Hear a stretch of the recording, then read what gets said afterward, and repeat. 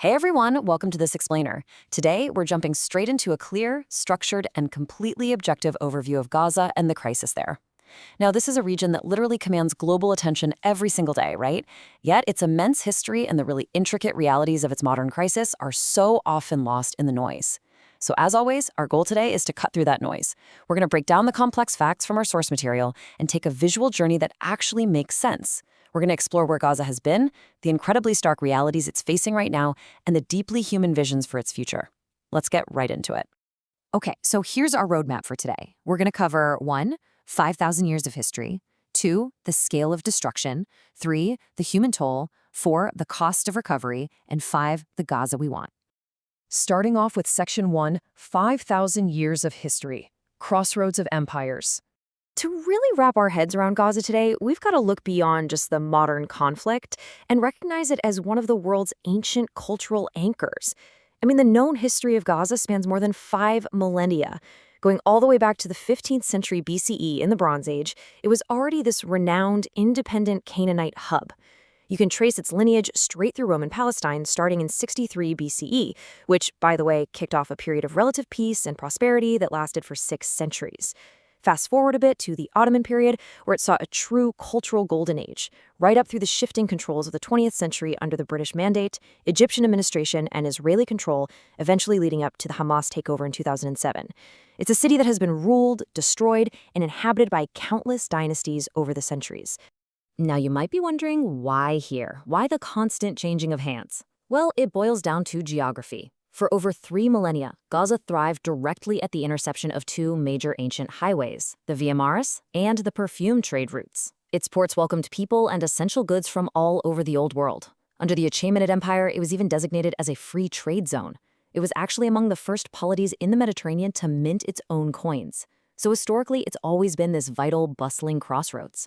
Let's move to Section 2, the scale of destruction, a modern crisis, and see how this builds.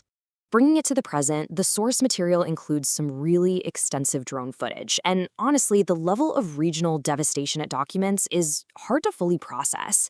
Looking from above, we see vast destruction sweeping across northern Gaza. The Rimal neighborhood, which used to be this incredibly busy area, is just reduced to ruins. The footage also strictly documents severe damage to residential homes in southern Israeli communities like Be'eri and Kfar Aza following the October 7th attacks. Back across the border, cameras show military tanks parked right on Gaza's beaches, and thick plumes of smoke rising over completely bombarded cityscapes. The visual record here is just absolute, and it's devastating.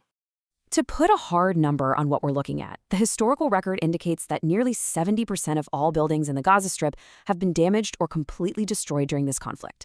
Think about that for a second. Entire neighborhoods and generations of infrastructure just erased.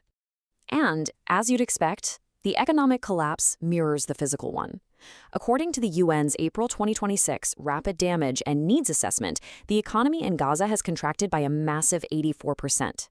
The sectors hit the hardest? They're the literal pillars of society: housing, health, education, commerce, and agriculture. Which brings us to Section 3, the human toll, beyond the numbers. Shifting from the physical destruction, the loss of life in this war is staggering. The October 7, 2023 attacks by Hamas killed approximately 1,200 Israelis, and 251 people were taken hostage. The ensuing retaliation and prolonged war by Israel has resulted in the deaths of more than 40,000 Palestinians in the Gaza Strip. These are the truly heartbreaking realities anchoring this entire crisis. For the people surviving in Gaza, this is overwhelmingly a crisis of displacement. 1.9 million people. That's how many have had to flee their homes, and frequently, they've been forced to pack up and move multiple times. More than 60% of the population has lost their homes entirely, and we're seeing hundreds of thousands returning to the north just to live in makeshift shelters right amidst the ruins.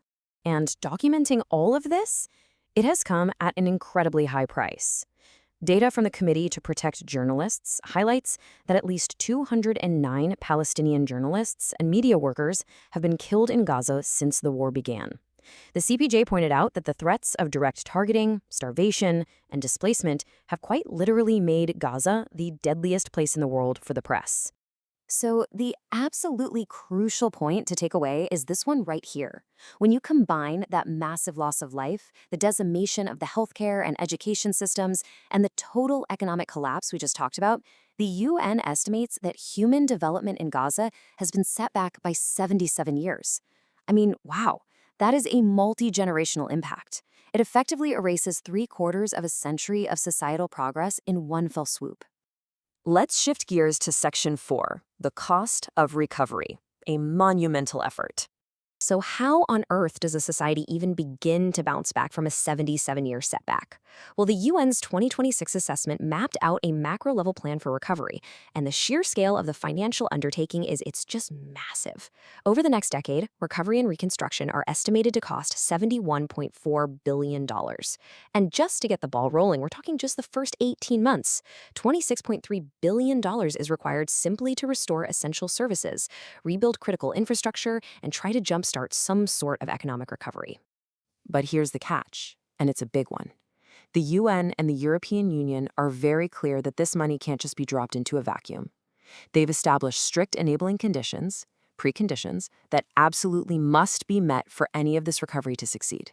We're talking a sustained ceasefire and adequate security, unimpeded humanitarian access so materials can actually get in, clear Palestinian-led governance, and the implementation of UN Security Council Resolution 2803, which calls for a pathway to Palestinian statehood. Without these things in place, they state that reconstruction simply cannot work. And finally, Section 5, the Gaza we want, children's visions. All right, let's step away from the billions of dollars and macro-level diplomacy for a second. To figure out what true recovery actually means on a human level, a recent UNICEF report surveyed over 1,600 boys and girls in Gaza to ask them what they want their future to look like. And this brilliantly illustrates the contrast going on in their minds. On the right, we have a drawing by 13-year-old Aya. It's this stark, split reality image showing the terrifying, gray destruction of war being physically peeled back to reveal a bright, peaceful street underneath. And on the left is a vibrant mural created by 6 young girls, depicting kids playing, flying kites, and enjoying nature. It shows this desperate craving for a return to normality, but better. And you know what? Their priorities are incredibly grounded. Just listen to this quote from 14-year-old Mohammed. "We need real schools, not tents, so we can feel like children in the rest of the world." In fact, 94.2% of the children surveyed prioritized real education and permanent school buildings over temporary solutions. They don't just want shelter for sure, they want the dignity of a sturdy desk and a permanent doorway to their future. Check out this artwork by 13-year-old Myrna from Rafah. She drew this sprawling green park by the water with kids flying kites and reading on the grass. The survey noted that the younger children specifically declared play and green spaces to be a necessity, not a luxury. They are literally demanding parks and clean beaches as a way to reclaim their stolen childhoods. The simplicity of these requests really hits you.